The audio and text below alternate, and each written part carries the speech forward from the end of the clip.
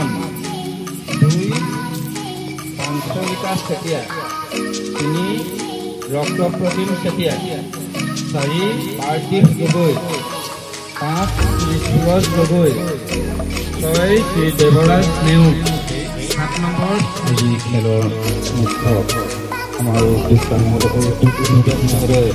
উপস্থিত হৈছে তেখেতক আমি উদ্বোধনী ভাষণ চমুকৈ আগবঢ়াই তেখেতৰ আমি সূচন কৰিলোঁ।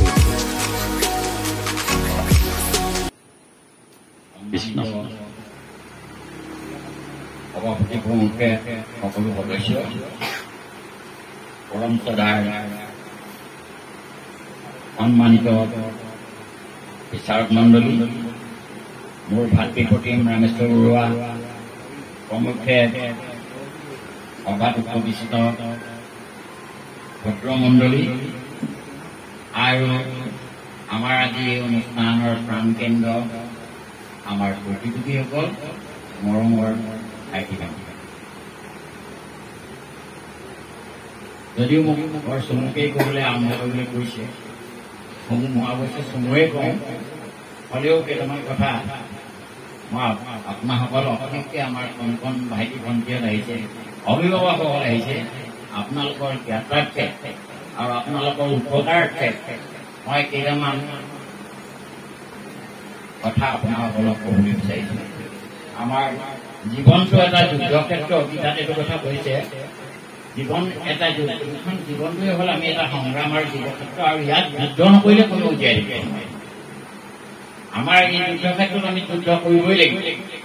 গতিকে আমি যুদ্ধক্ষেত্ৰত অস্ত্ৰ হিচাপে আমি প্ৰগতিৰ গতি অগ্ৰগতি লাভ কৰিবৰ কাৰণে, সমাজত প্ৰতিষ্ঠা ল'বৰ কাৰণে, আৰু সমাজত আমি এজন শুদ্ধ আৰু এজন সুস্থিৰ ব্যক্তি হ'বলৈ, বা আমাৰ পৰিয়ালটো বা আমাৰ সমাজখনক সুস্থিৰ আৰু এটা ভাল দিশ দৰ্শন কৰিবলৈ হ'লে আমি কেইটামান কাম কৰোঁ। শিক্ষা গ্ৰহণটো অপৰিহাৰ্য, লগত আছে কথাটো শুনক, সাহিত্য সংগীত কলা বিহীন সাক্ষাৎ পশু সুস্থ বিচনা।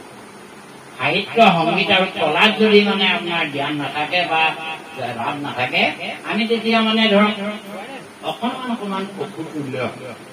গতিকে আমি সাহিত্য সংগীত এই কলা, এই খেলটো আপোনাৰ কলাৰ ভিতৰতে ধৰক আমি জানিব লাগিব।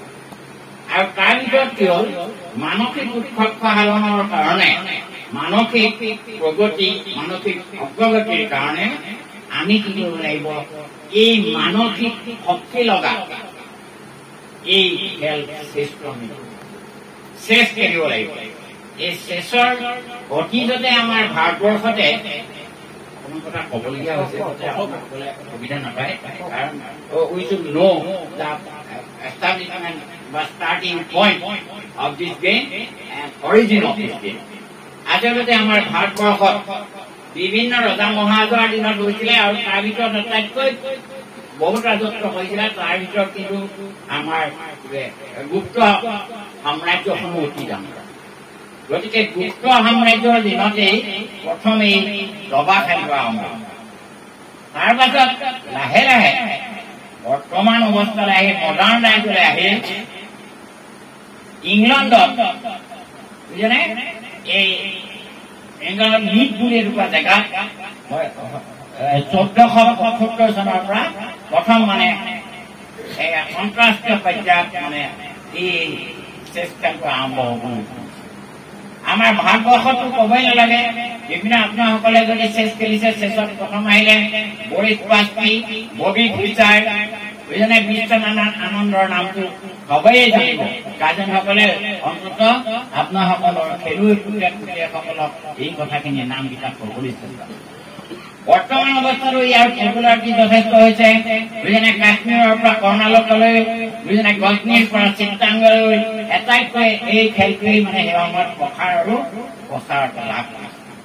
তাৰ পাছত এতিয়া ভাৰতবৰ্ষৰ দুজন ল'ৰা ছোৱালীয়ে, মই নাম দুটা পাহৰি যাওঁ বুলি লিখিছো,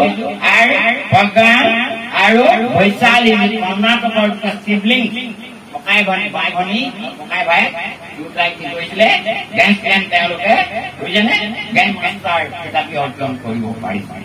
গতিকে কেনেকে আগবঢ়াই লৈ গৈছে সমাজ ব্যৱস্থাটো, এইটো হ'ল চেছৰ অৰিজিন। খেলুৱৈসকলক কেইটামান কথা মই লগত কৈছো। মই 3টা দিশৰ ওপৰত কথাকেইটা কম, চমু হ'ব।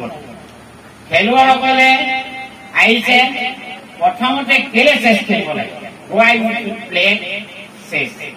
চেছ শব্দটো মোৰ মগজৰ পৰা কোৱা কেইটামান মই কথা কৈ দিছো। প্ৰথম আমাৰ বিচাৰ মণ্ডলীৰ ফালৰ পৰা কওঁতে এষাৰ কথা ক'লে যে কেৰেক্টাৰ, চৰিত্ৰ গঠন কৰাত চেছৰ গভীৰ মানে প্ৰভাৱ আছে। কেৰেক্টাৰটো কি বস্তু হ'ল, when money is lost, যেতিয়া টকা কেইটামান যাবৰ পৰা হেৰাই যাব, something is lost, ধৰি ল'ব যে কিবা এটা হেৰাইছে। কিন্তু when character is lost, everything। টকা হেৰালে একো দিগদাৰ নাই, ঘূৰাই পাব। It can be regained again। বেপাৰ কৰিলেও টকা পাব, ধান বেচিলেও টকা পাব। চৰিত্ৰ কিন্তু যদি স্খলন হয়, চৰিত্ৰ যদি পতন হয়, মানুহ যদি আধ্যাত্মিকভাৱে সংস্কৃতি নহয়, মানুহে যদি চাৰিত্ৰিক দিশত যদি অগ্ৰগতি লাভ নকৰে, তেতিয়াহ'লে কোনো ল'ৰা ছোৱালীয়ে ভাল ব্যৱহাৰ কৰিব নোৱাৰে, ভাল দিশত আগবাঢ়ি যাব। আৰু সেইকাৰণে প্ৰথম সকলো দিশতকৈ চৰিত্ৰৰ দিশটো আগবঢ়াই থৈছে কাৰণেই প্ৰথম আখৰটো দিছে চি। তাৰপিছত আপোনালোকৰ কনচেপ্ট বাঢ়িব, কাৰেজ বাঢ়িব, তাৰপিছত কনফিডেন্স বাঢ়িব। আপোনালোকে নিজকে প্ৰতিষ্ঠা কৰিবলৈ ছাত্ৰ ছাত্ৰীসকলে ভাবি ল'ব, আপোনালোকৰ কনফিডেন্স বঢ়াব চেছৰ চালে, আপোনালোকৰ সাহস বাঢ়িব চেছৰ চালে। এইকেইটাৰ কাৰণে ইয়াত চি দিছে। এইটো দিছে অনেষ্টিৰ কাৰণে। চুৰ কৰি আপুনি মানে ৰজাটোৰ আগত মনটো মনে মনে থৈ দিব নোৱাৰিব, কাৰণ আপোনাৰ সত্যতা আছে, নিয়মানুবৰ্তিতা আছে, শৃংখলাবদ্ধতা আছে, আৰু সত্যবাদিতা আৰু স্পষ্টবাদিতা আছে। বিচাৰ মণ্ডলীৰ কথা মই বাদেই দিলো। সেইকেইটাৰ কাৰণে আপোনালোকে অন্যায়টো কৰিব নোৱাৰে, সেইকাৰণে তাত দিছে অনেষ্ট। আৰু লগতে আপুনি জিকিবৰ কাৰণে ওপৰত জনাই যিটো অনাদি অনন্ত পৰম ব্ৰহ্ম, যিজনে সৃষ্টি স্থিতি প্ৰলয়ৰ গুৰিধৰ্তা, এই পৰম ব্ৰহ্ম ওপৰজনৰ সহায় লাগিব। সেইকাৰণে তাত আছে হেভেনলি বডি, সেইকাৰণে তাত দিছে এই। আৰু এইকেইটা কথা মইহে কৈছো আকৌ দেই, এইকেইটা কোনো মানে দাৰ্শনিকৰ নহয়, মোৰ মগজৰ চিন্তা বুলি ধৰিব দেই। সেইকাৰণে বোলে ডাঙৰ মানুহৰ কোৱা কথা বুলি নাভাবিব, কিন্তু মই ভাবি কোৱা কথা বুলি। এই ইটো যে দিছে, এইটো হ'ল আপোনালোকৰ এনাৰ্জি। যদি আপোনালোকৰ শক্তি নাথাকে, মানসিক যদি শক্তি আপোনালোকে নাপায়, সন্তুলন যদি ভালকে নকৰে, আৰু এনাৰ্জি যদি নাথাকে, তেতিয়াহ'লে আপোনালোকে কেতিয়াও চেছ কৰিব নোৱাৰে। আৰু লগতে লাগিব ইটো দিছে এনথুচিয়াষ্টিক, যিটো বিশ্বাসযোগ্যতা।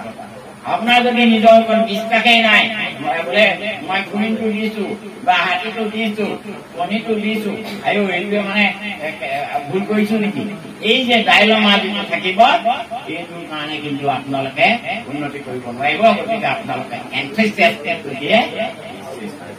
পঢ়া শুনাৰ ক্ষেত্ৰতো কি কৰিম কি কৰিম ভাবটো নাহে, কাৰণ আপোনালোকে চেছ খেলত ধৈৰ্য, সংযম, একাগ্ৰতা, পবিত্ৰতা, মানসিকতা, সৰলতা, সবলতা সকলো আপোনালোকৰ মনত নিজে নিজে উঠায়। তাৰপাছত আহিলে এছ দুটা দিছে। আপোনালোকে চাইণ্টিফিক যিটো আউটলুক, বিজ্ঞানৰ অবিহনে পৃথিৱী জীয়াই নাথাকে। Science has changed our life today. We can communicate from one continent to other in a mass multiply. বিজ্ঞানে আমাক এনেকুৱা কৰি দিলে, এতিয়া ভিতৰি আপোনালোকে ৰাছিয়া, আমেৰিকা, বুলগেৰিয়া, হাৰ্জেগোভিনা, ভিলাভংকা, ইউগাণ্ডালৈ ফোন কৰি দিয়ক, হেল্ল' বাই বাই। গাঁওখনৰ লেখীয়া হৈ পৰিলে। গতিকে এই চাইণ্টিফিক আউটলুকটো কোনে দিব? অনলি থ্ৰু চেষ্টিং এণ্ড টাইমছ, এই চেছৰ দ্বাৰা পাব। আৰু শেষৰ দিছে কি? সকলো কৰক। সমাজত যদি আপোনাৰ স্থান নাথাকে, সমাজত যদি আপোনাৰ প্ৰতিপত্তি নাথাকে, সকলো কৰিলেও যদি সমাজখনে ভাল নোবোলে, বাপেকক ভাল ব্যৱহাৰ নকৰে, মাকক ভাল ব্যৱহাৰ নকৰে, শিক্ষা দীক্ষা নলয়, বৰ চোকা, কিন্তু বেলেগ বেলেগ বেয়া বেয়া কামত লাগি থাকে, কিবা হ'বনে? সেইকাৰণে এছটো দিছে ছচিয়েল চেঞ্চ। গতিকে চেছটো খেলাৰ আগতে এইকেইটা কেৰেক্টাৰ গোটাই ল'বলৈ মই ছাত্ৰ ছাত্ৰীসকলক অনুৰোধ কৰিলো। লগতে অভিভাৱক অভিভাৱকসকলকো ল'ৰা ছোৱালীক আগবঢ়াই দিছে যে আপোনালোকৰ দায়িত্ব বেছি এইকেইটা গুণ শিকাবলৈ চেষ্টা কৰিছে। আৰু দুটামান গুণৰ কথা কৈ থৈছো, আমনি পাইছে নেকি? আৰু এটা কথা শুনক, আমাক সেই কিতাপবোৰত কয় দেই আমাৰ ল'ৰা ছোৱালী বিলাকক এইকেইটা বস্তু শিকাব। প্ৰথমত এটা আখৰৰ মা যে অতি দৰকাৰী পৃথিৱীত এই জ্ঞান জ্ঞান তেতিয়া ভৱিষ্যতে মাকক নি ঠেলি হেঁচি নাৰ্ছিং মানে বৃদ্ধাশ্ৰমত থৈ নাহেগে আৰু মাকৰ আৰু মানে সেইটো কওক দেখিলে নাই। দ্বিতীয়টো দুটা আখৰৰ পিতা দেউতাকৰ প্ৰতি মৰম কৰি কওক শিকাব ল'ৰা ছোৱালী যে এই দুটা বস্তু অতি দৰকাৰী। 3 নম্বৰৰ কথাটো হ'ল কি বিবেক, যে ফুলটো কাহাৰ আগতে ফুলটো ক'ত দিবা চাই ল'বা, সেইটো মানে বিবেকে ক'ব কৰা বা নকৰা বিবেকৰ কথাটো তাহাঁতক শিকাব। আৰু লগতে শেষত শিকাব যে সমাজখনৰ ওপৰত সকলোকে তেনেকে ভাল। এই 4টা গুণ যদি ল'ৰা ছোৱালীক শিকাই ল'ব পাৰে তেতিয়া ল'ৰা ছোৱালী শিক্ষিত হলে আপোনালোকক সেই শিক্ষাৰ মৰ্যাদা ৰাখি পিতা পুত্ৰ মাতা পিতৃৰ এই যিটো চানেকি সমাজৰ শৃংখলিত যিটো অৱস্থাৰ অৱসান ঘটাই সুশৃংখলিত এখন সমাজ গঢ়াৰ এটা প্ৰস্তুতি পাব। ইংৰাজীত কৈছে মানুহে সমাজ গঢ়ে, men make society and society make. মানুহে সমাজ গঢ়ে আৰু সমাজে মানুহ গঢ়ে। এখন সমাজত কিছুমান উন্নতিৰ উচ্চতম শিখৰলৈ উঠি যায় আৰু এখন সমাজতে মানুহ নিম্নতম গতি মানে কি হ'ল একেবাৰে চাৰিত্ৰিক অৱক্ষয় ঘটি মানুহ একদম নিম্ন স্তৰলৈ নামি যায়। গতিকে ছাত্ৰ ছাত্ৰীৰ চাৰিত্ৰিক দিশ মানসিক দিশ বুজিছেনে, সাংস্কৃতিক দিশ সাহিত্যিক দিশ বা তেওঁলোকৰ অধ্যয়ন মনোভাৱ সকলোৰে দিশত কিন্তু অভিভাৱকৰ দায়িত্ব কেতিয়াও নহয়। অভিভাৱক মোৰ মতে অভিভাৱক মানে আবিৰ্ভাৱক, তাৰমানে আদি মানে এতিয়া ভাৱক মানে এতিয়াই ভাবক। আপুনি ল'ৰা ছোৱালীক ভাল বুলি ভাবি বেছি ওপৰলৈ উঠিবলৈ নিদিব। শৃংখলাবদ্ধতা দায়বদ্ধতা কৰ্ম প্ৰেৰণা আৰু কৰ্তব্য নিষ্ঠাৰ জ্ঞান কিন্তু এতিয়াই দিবলৈ চেষ্টা কৰিম। কম্পিটিটৰ সকলোলৈ ক'লে আমি আহিছো কম্পিটিশ্যন কৰিম এইখিনি কাৰণ নহ'লে বহুতখিনি কথা আছে কিন্তু আপোনালোকৰ অনুষ্ঠানটো মই দীঘলীয়া কৰিব বিচৰা নাই। কম্পিটিটৰ সকলক ক'লো যে শেষ একেখনে হাতী একেটা ঘোঁৰা একেটাই ঘোঁৰা একেই ৰজা একেই বোল একেই কথা, তাতে কিছুমানে জিতে কিছুমানে হাৰে। কেলে হয় কেলে কম্পিটিটৰ ভিতৰত পাৰ্থক্য হয় তাৰ কাৰণটো মই বিচাৰিম। যিসকলে জিতে এজন চিফ ফেয়াৰ বুলি এজনে তেওঁ আই কেন কুইন নামৰ এখন কিতাপ লিখিছে যিটো পৃথিৱী বিখ্যাত কিতাপ, 25,000 মিলিয়ন কিতাপ বিক্ৰী হৈছে এজন মানুহ। কিতাপখনৰ নাম হ'ল বকুল হন্তেও কিতাপখনৰ নাম পাইছে সেইকাৰণে চাই আছে মই গম পাওঁ।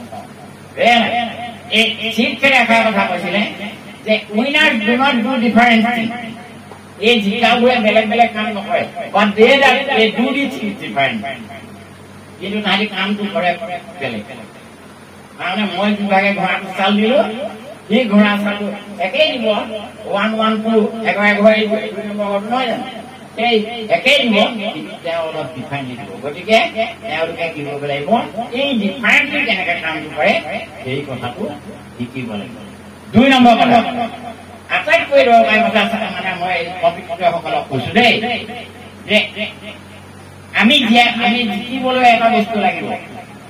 সেইটো এজন পণ্ডিতে প্ৰায় কৈ আছে মই শুনি আছো যে মানে কাকৰ চেষ্টা কাউৰী লেখীয়া চেষ্টা কৰিব লাগিব। তাৰমানে কাউৰীয়ে কেনেকে থাপ মাৰি নিয়াটো কৈছো নি নাই কোৱা।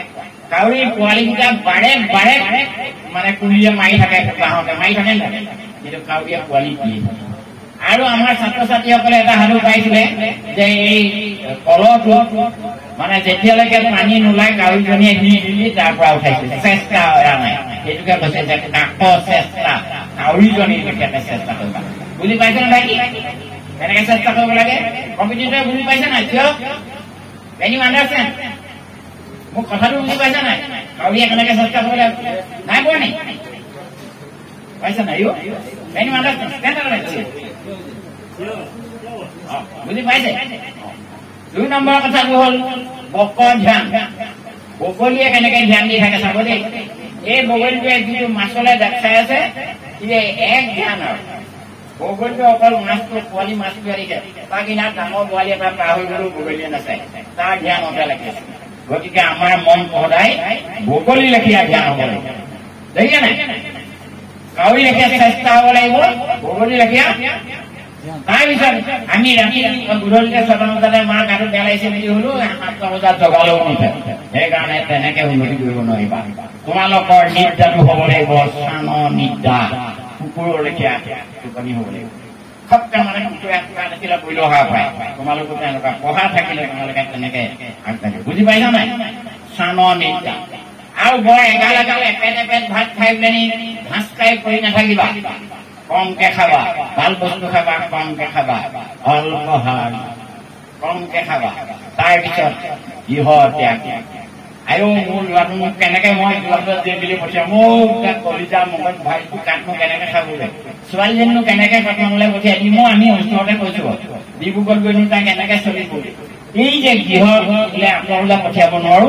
তাৰ কাৰণে ল'ৰা ছোৱালীবিলাক আমি বেয়া পাওঁ গতিকে সকলোৰে কাৰণে এইকেইটা কথা কলো তাৰপাছত গতিকে ইয়াৰ লগতে মই কেইটামান ডাঙৰ মানুহৰ কথা মই কৈ যাবলৈ পাইছো যেনে মহাত্মা গান্ধীয়ে এটা কথা কৈছিলে এই যে খেল ধেমালিবিলাক যে আমাৰ দৰকাৰ তাৰ কথা কলো যে আমাৰ যিটো শিক্ষা ব্যৱস্থা সেইটো হ'ল যে all round development of body mind and spirit আমাৰ এই শিক্ষা ব্যৱস্থাতে আছে যে মন শৰীৰ আৰু আত্মাৰ যদি পূৰ্ণ বিকাশ হয় তেতিয়াহে এটা ল'ৰা ছোৱালীয়ে কি কৰিব পাৰিব সাৰ্থক জীৱন লাভ কৰিব পাৰিব মই অলপ নিমিলে হৈছে চমু কৰিলে মই চমু কৰি দিম আৰু দুটামান কথা কম মই মানে কেতিয়াবা আজিকালি অলপ ব্ৰেইনটো অলপ মানে পাহৰি যোৱা হৈছে আগতে নপঢ়াকে কৈ যাব পাৰো এতিয়া দুটামান কথা কলো এই শেষৰ পৰা আৰু এটা শিক্ষা শিকিবলগীয়া আছে সেইটো কথা কৈছে মই যে ভাইটি কেনেকুৱা লাইন কৈছিলো দা লাইফ অফ দা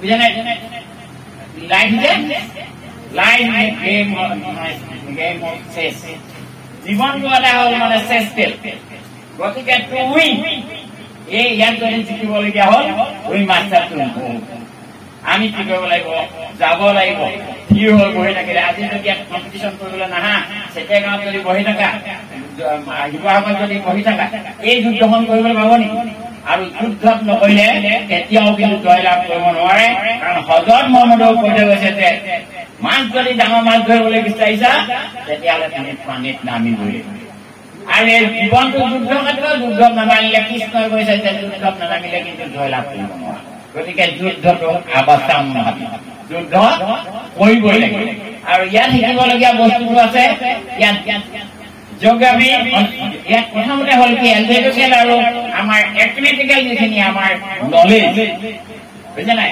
এথমেটিকেল আৰু মানে জিঅ'মেট্ৰিকেল আৰু এলজেব্ৰিকেল যিখিনি নলেজ আছে বুজা নাই এ প্লাছ বি হ'ল C square equal A square plus twice A B plus T square পাইছো নাই এই যে স্কোৱাৰ বিলাক ইয়াৰ যিবিলাক এলজেব্ৰিকেল যিবিলাক method all those methods can be applied in space পাৰি নহয় শেষত এলজেব্ৰিকেল আৰু জিঅ'মেট্ৰিকেল হওক মেথমেটিকেল হওক এইবিলাক কিন্তু ইয়াত যোগদান হ'ব তাৰপিছত আৰু দুটামান কথা মই লগতে সন্নিৱিষ্ট কৰি সামৰণি মাৰিবলৈ বিচাৰিছো তাৰপিছত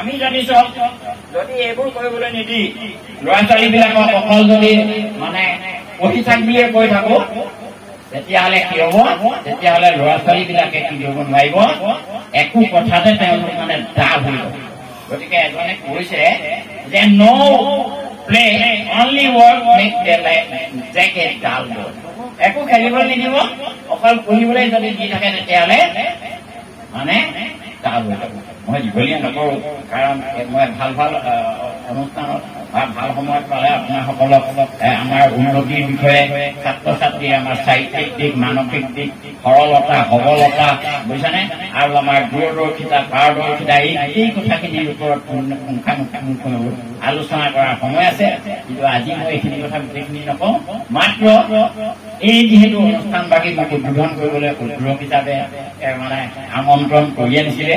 মই বিশেষ ধৰক মই বক্তা উদ্যোক্তা ভোক্তা কিবা কিবি ঢেৰ মোৰ ফাইচাও দিম কিবা কিবি মোৰ নাই।